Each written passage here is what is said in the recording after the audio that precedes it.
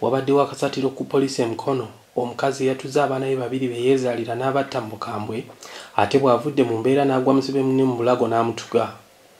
Ester Nankya aweza egy'obukulu 29 ye yeesuddemu akajabangu ng'asinziira mu kaduukulu ka poliisi Mukono gye yasibiddwa n'atuga musibe munne nga n'ekimubagudde teri akimanyi. Omusibe atugiddwa ye Claire Nampala ng'ono basibe banne bagenze okumutaasa n'okuwogana nga bwe bakuba enduulu ereese abasirikale nga baliko n'obumansuka ng'atandise okubolooga nga Nankya amugudde mu bulago amutta. Okusinziira kw'omu ku batubbiddeko ku mawulire gano, Nankya bagenze okumujja ku Nampala ne babafulumya ebweru wa kaduukulu nga Nampala azirise era babadde bamanyi nti naye amusse. Wabula ono oluvannyuma lw'okumalawo akabanga asobodde okudda engulu. Nankya yatwaliddwa ku poliisi Mukono n'aggalirwa ng'amaze kutta abaanabe babiri ku basatu bazaala ne bba Musa Sseguya nga bano batuuze ku kyalo Kikubankima ekisangibwa Mukono Central Divizoni mu munisipaali y'Mukono.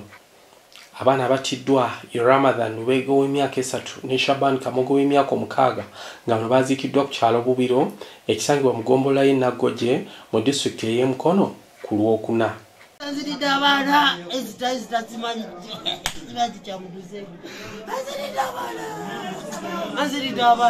Mukama Katonda kiki kino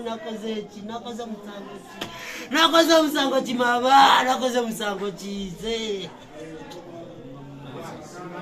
nakoze omusango kikamada okwezitira abaana tubadde mukazi gone tubeera wane tukuba tutusa abakazi abane bazanyira babasi abane bazanyira babasi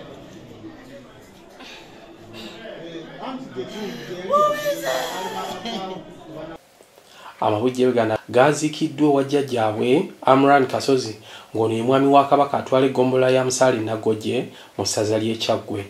Weewaawo ndi mu nnaku nnene nnyo ey'okufiirwako abazzukulu bange ababiri, naye ate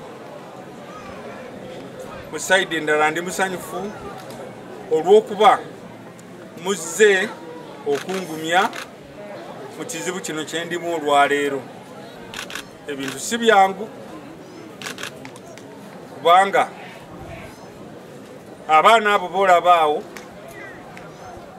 nali nabo wano ku lunaku lw'omukaaga ne bava wano olwa Sande ekiro ssaawa nga 5 ez'ekiro era ne bansiibula nti jjajja weeraba. Naye kyankubye wala bannange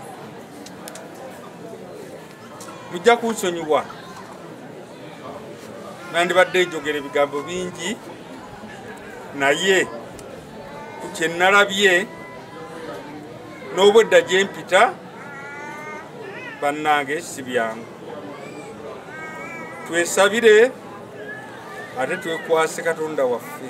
Ng'ayogerako eri abakungu bazi mu kuziika, jjajja w'abaana bano Kasozi yategeezezza nti mutabani we Sseguya yamutegeezaako ennaku ntono eziyise nga muka mwana we Nankya bwe yali agudde eddalu ng'ali ku kkanisa ya Pastor Tom Mugerwa e Mutundwe, ng'eno yali agenze n'abaana bonna basatu okusaba.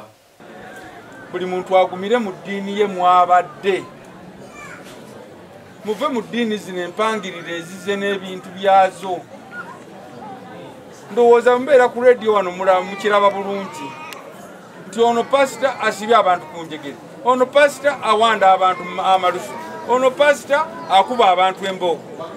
Bannange batuleetedde obuzibu bungi era obuzibu buno bwonna omukyalo oyo okufuna eddalu eryasooka okusookera ddala okumbulya ano nga nti muka mutabani wa Lalusi bankubira nti muka mutabani wabadde agenze wa Pastor Gundi Tomu e Kampala n'abaana naye agwiriddeyo eddalu era bamusibye ku njegere. Kaakati mutabani wange nasindika muganda we namugamba gw'oli e Kampala naye baŋŋambe Gundi alibadde wa Pastor Tomu gendayo, baŋŋambe nti agudde eddalu. Muganda we n'agenda era ne badda bonna awaka n'amuleeta paka wano Mukono n'abeerawo okumala ennaku ezi. Muganda we n'atugamba era nabuuza nakubira n'ono luli ku Lwokubiri ne mubuuza omulwadde waali ate naŋŋamba omulwadde ajja kutereera ali bulungi. ebyo tuva tumanya nti bibeerawo bya bulijjo. Naye omwana agamba nti abadde asula ayogera na mizimu. Mwembalaba nja bookya nja bagoba mwemba basindise okunzitane temujja kunsobola mukola mutya. Kale ebintu ebyo biva mu ddiini zino bannange ze tuyingiddemu ekikulu. Naye mbakubiriza Katonda ali buli wantu wonna, mugumire mu ddiini zammwe. Eddiini zino zetwawukankula ebyekibwetere mwabiwulira yatta abantu bangi. Yebadde mu ddiini ezo zonna mubiwulidde era babibagambye. Naye bannange mbakuutira tugumire mu ddiini zaffe wonna Katonda waali. Wabula ebigambo bakira biyitingana nti obujja olw'omukyalo omulala bba wa Nankya gw'alina bw'anibanga bwe bwamuviiriddeko okwesuulamu akazoole atuuke okudda ku baana be yeezaalira abatte mu bukambwe obw'ekitalo bwe butyo. Maimuna Nakyanzi nga wa kitongole ekirwanirira eddembe ly'abaana mu ggombolola y'e Nagojje yakkaatiriza nti ddala bakira bategeeza nti Nankya yanyiga olw'omukyalo omulala bba gw'alina. Abantu banyiivu olw'ekyo ekyakoledde omukyala nga yeefuula nti aliko ekyamwambadde naye nga talina. Abala bagamba nti yagamba mujjawe nti ajja mutta ng'awooninga mujjawe okumutta. Kirabika n'obujja bwabaddemu mukola ekintu ekyo okuwooninga mujjawe nti ajja kumutta. Kendabikira nabwo bwabaddemu n'obujja yadde bw'obeeramu n'ekintu ekikulinye kyolowooza kikuviiramu okukola ki okola ekintu kyotakkiriza. Abakyala abamu n'obujja kuleetera ekizibu ekyo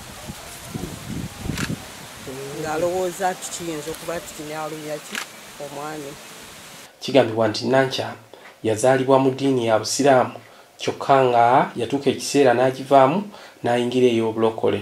Ne Sheikh Sabit Lutaya eyakuliddemu okusaalira emirambo gy'abaana naye yagasse eddoboozi lye ku ly'akasozi n'avumirira amadiini agamerukawo ng'obutiko n'abasumba b'abalokole abasusse okweranga nga bwe bakola ebyamagero ate ebivaamu ebikolobero. Olugendo abaana baffe lwe bakutte olubagenda okubasinkanya ne Allah subhanahu wa ta'ala. Naye mbakakasizza nti abaana bano abafudde tebalina musango wa Allah. Muwulidde omulala wa myaka 6 omulala wa myaka 3. Katonda bw'atyo bw'ateekateekawo ye Allah. Bannange ye Allah ye liiso ddene. Ebigambo bingi naye bannembaga batemwogera bigambo bingi ate abaddala ne muwabya omwana ono Moses temumuwabya. Muwulidde kyeso akissa abaana atyali ayise mu maama. Mukulu Mulanya abagambye ekitebwe abagambe munywere mu ddiini zammwe. Ebyo bye mugenda nga mwerokonkopya mbu ate simanyi Yesu amala simanyi nabbi bannabbi ab'obulimba kuno eno akhiri zamani nkomero ya mulembe. Mulabe ebidira byebyo. Yeesuddemu Kyeswa atwala eby'ettaka n'amayumba mu ssaza ly'e Kyaggwe nga ye yakiikiridde Ssekiwobo naye yavumiridde ettemu lino n'akubagiza omwami wa Kabaka ow'eggombola y'e Nagojje Musaale ne mutabani we Sseguya olw'ekikangabwa kye baaguddeko. Twafunye amawulire gano gatukubye enkikwe kitalo nnyo kitalo ddala. Ate nze ngenza okujja nga simanyi nti muweereza munnange bwe tuweereza mu tawuni e Mukono bwe tukola emirimu gye gimu nti yaguddeko enjege eno kitalo nnyo muganda wange kitalo ddala. Ssentebe w'eggombola y'e Nagojje Joseph Sendawula naye yalaze okunyolwa olw'ekikolwa kino. Nze omukulembeze n'aligambye abakyala abaana baffe abawala bwe wabaawo embeera yonna ebeetuuseewo mu maka muleme ate gimalira ku baana. Abaana abawala abaana baffe betuzaala omuwala abaako oludda gyazaalibwa n'omulenzi. Singa awo ekitabusi omuwala ayita abeewaabwe n'omulenzi ayita abeewe ensonga bagituulemu kubanga ffe okumanya kwaffe obuzaale bwaffe ti abaana abawala n'abalenzi wabaawo ebitabusi oludda lw'omuwala ebaayo basenga nena ate olw'omulenzi babaayo n'okumalawo ensonga eyo okusinga okututtira bamusaayi muto abakulembeze ab'enkya. La ilaha illallah Muhammadur Rasulullah.